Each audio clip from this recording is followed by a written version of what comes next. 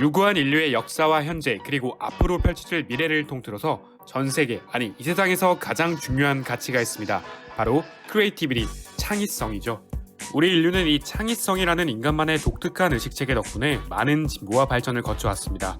그리고 역사적으로 창의적이라고 소문난 사람들은 대부분 그 분야에서 한따까리하는 그런 위인적 인사가 되어왔습니다. 그래서 그런지 학교, 직장, 사회 등 우리를 둘러싸고 있는 이 세상은 창의성이라는 것을 우리에게 끊임없이 요구하고 있습니다. 하지만 창의적인 것, 창의적인 사람이 되는 것 참 어렵습니다. 그쵸? 학교 교수님이든 직장 상사든 누군가 창의적인 기회가 좀 가져오라고 하면 벌써부터 속이 울렁거리기 시작합니다. 자, 그런데 여기에 창의성으로 전 세계적으로 유명해진 한 영화 감독이 있습니다. 그의 설명에는 창의적인 작품, 창의적이고 독창적인 감독이라는 수식어가 빠지질 않죠.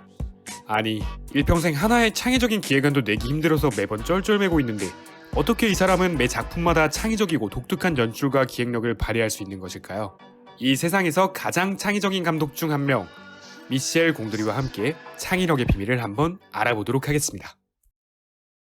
프랑스 출신의 영화 감독이자 극작가인 미셸 공드리는 영화는 물론 뮤직비디오, 광고 등 다양한 작품 활동을 해오고 있는 감독입니다. 그는 그만의 독특한 개성과 감성으로 뮤직비디오와 영화계에서 큰 호응을 얻었고 2004년에는 그의 대표작 이터널 선샤인을 통해 아카데미 각본상을 수상하기도 했습니다.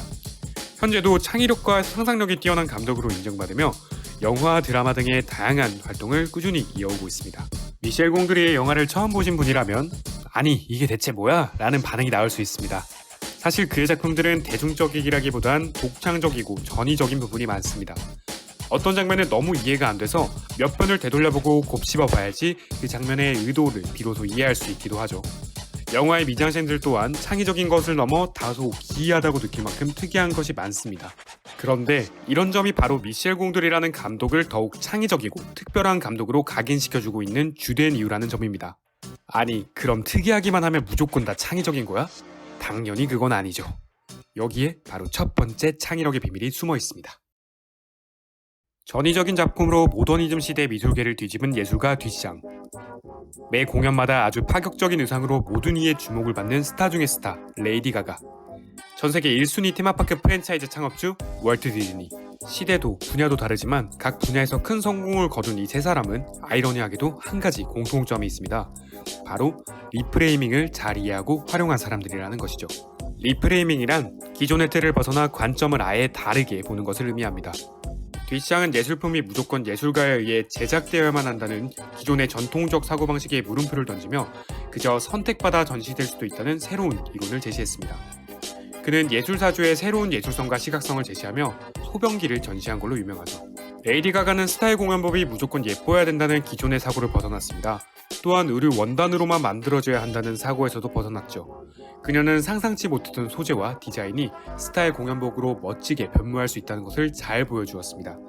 이 고기 드레스는 지금 봐도 와우. 장난감 기차 미니어처에 푹 빠져있던 월트 디즈니는 그가 살던 마을을 미니어처와 같이 만들어보고 싶다고 생각했습니다. 단순히 장난감에만 머물러 있던 미니어처 세상의 틀을 넘고 기존 놀이공원에 대한 시각을 산산이 깨버렸습니다. 하나의 테마파크로서의 새로운 장소 가능성을 전 세계에게 보여주었죠.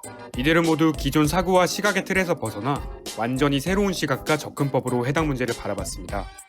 이로써 훨씬 혁신적이고 창의적인 아이디어를 떠올릴 수 있었고 더욱 전위적인 아방가르드함을 보여줄 수 있었던 것입니다. 미셸 공드리 감독 또한 이 리프레이밍을 매우 잘 활용해왔습니다. 그의 대표적 영화 이터널 선샤인은 시간 순서대로 진행되던 기존 영화 틀에서 완전히 벗어나는 전개 순서를 보여줍니다. 아픈 기억을 지어주는 병원에서 헤어진 연인에 대한 기억을 지우려는 주인공.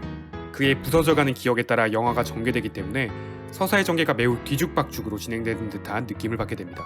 이 같은 영화 설정에 따른 스토리 배치와 전개 방식은 그의 영화를 2번, 3번 더 보게 만들면서 더욱 특별하고 창의적인 경험으로 기억되도록 만들어줍니다. 미셸 공드리는 영화의 제작 방식에 있어서도 기존의 제작 방식의 틀을 깨는 아주 창의적인 방법을 보여주고 있습니다. 그가 영화를 제작한 방식은 누벨바그와 아주 유사한데요. 참고로 누벨바그는 1950년대 후반 프랑스 영화계에서 일어난 아방가르드적 새로운 물결을 가리킵니다.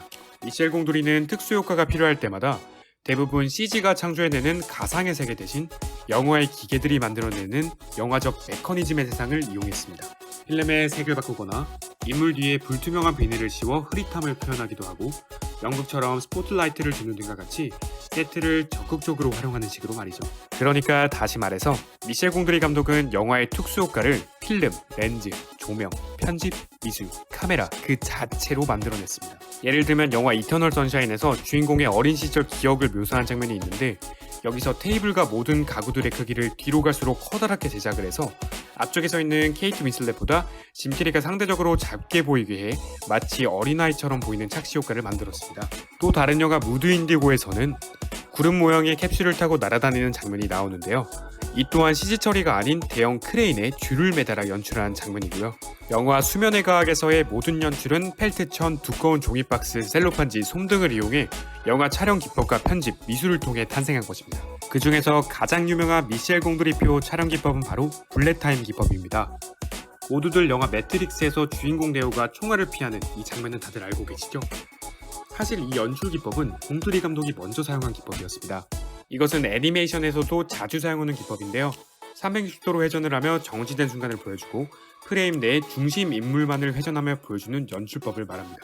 이처럼 공드리 감독은 리프레이밍을 통해서 특수효과를 위해서는 CG를 써야 된다는 기존의 틀을 벗어나 영화라는 기계의 메커니즘을 활용하는 창의적 연출법을 고안해낼 수 있었습니다.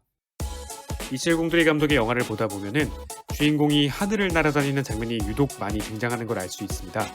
이는 공드리 감독이 어린 시절 인상 깊게 봤던 한 영화 때문이었습니다. 한 인터뷰에서 그는 자신의 작품 세계 구축에 가장 많은 영향과 영감을 준 작품이 Stowaway in the Sky라는 영화라고 말하며 이 영화를 봤을 당시 자신과 사람들이 날아다니는 꿈을 자주 꿨다고 합니다.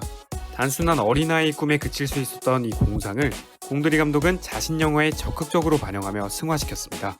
그의 영화 소재가 유독 창의적인 또 다른 이유는 이처럼 영감을 받은 대상의 핵심을 영화로 가져오려는 시도를 적극적으로 했기 때문입니다. 여기 창의력의 두 번째 비밀이 있습니다. 바로 타가수 분화기입니다. 신이 아닌 인간이 만든 것 중 완전히 새로운 것이란 없습니다. 모든 아이디어는 기존에 있는 생각들의 변형, 연결, 조합으로 탄생한 것입니다.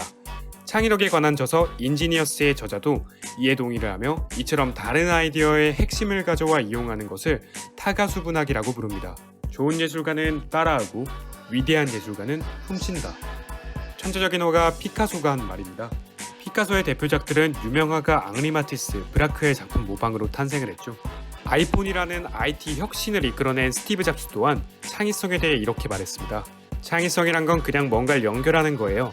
창의적인 사람이 어떻게 창의적일 수 있냐는 질문을 받으면 양심이 좀 찔릴지도 몰라요. 왜냐면 그들은 뭔가를 진짜로 창조한 거라기보다는 그냥 뭔가를 본 것이었을 뿐이었을 테니까요. 이처럼 창의성, 창조적인 혁신이라는 것은 완전한 새로운 것이 아닌 기존의 것에서 영감을 얻어 응용하는 것으로부터 나올 수 있습니다. 저는 혁오밴드라는 가수의 노래를 무척 좋아하는데요. 그의 노래가 제게 많은 영감을 주기 때문입니다. 그런데 재밌는 것은 혁오밴드의 보컬 오혁 씨도 미셸 공드리 감독의 엄청난 팬이라는 것입니다. 혁오의 공드리라는 노래는 그가 미셸 공드리 감독의 영화 이터널 선샤인을 보고 영감을 받아 제작한 곡입니다. 그래서일까요? 확실히 이 노래를 들으면 이터널 선샤인 장면들이 머릿속에 떠오르게 됩니다. 혁오 씨 또한 공드리 감독의 영화에 영감을 받아 새로운 노래를 창작하게 된 셈이죠. 그리고 저는 혁오의 공드리라는 노래를 들을 때마다 많은 위안과 영감을 받습니다. 사실 이 영상 또한 공드리라는 노래를 듣다가 떠오른 생각으로 만들게 된 것입니다. 바로 여기에 창의력의 마지막 비밀이 있습니다. 창의력은 모방을 통해 나오고 그렇게 나온 결과물을 다른 이들과 나눌수록 계속해서 영감을 주며 전파됩니다.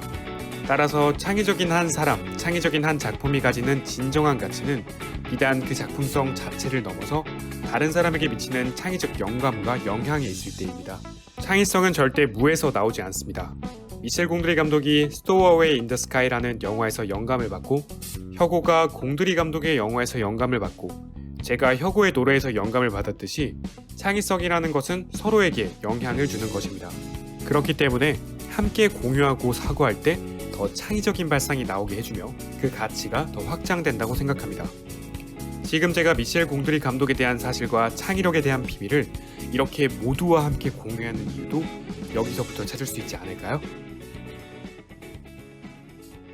I really had a complex that my father had at some point, that to not be good enough And then I decided I would go over it. I decided I would be as good as Picasso or whatever. And obviously, there is a difference.